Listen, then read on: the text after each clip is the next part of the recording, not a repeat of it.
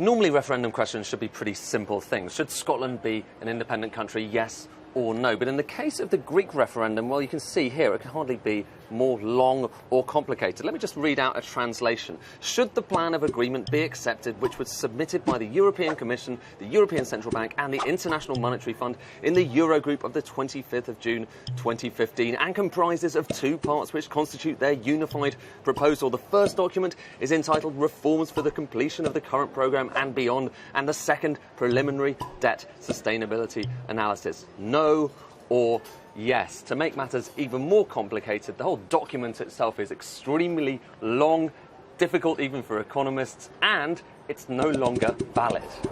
So not a simple question, and no simple answers either. Whether it's a yes or a no, the truth is it's going to be an uphill struggle to work out what the consequences are really going to be. And that's difficult for the people here who just want to know, are the banks going to open on Monday or Tuesday? Probably not either way.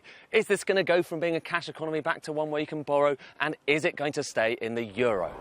If Greece did leave the euro, economists think the drachma, the new drachma, would fall by as much as 50%.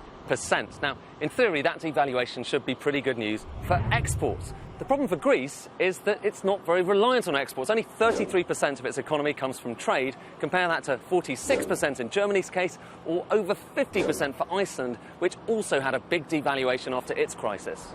In the end, the question of whether Greece stays in or leaves the euro will come down to the banking system, which billions of euros has been coming out of over the course of the past few weeks. They say they only have 1 billion euros left. That equates to just 90 euros per person. And finally, there's what Yanis Varoufakis, the finance minister, calls the elephant in the room. Greece's 323 billion euros national debt, higher than almost anywhere else in the developed world.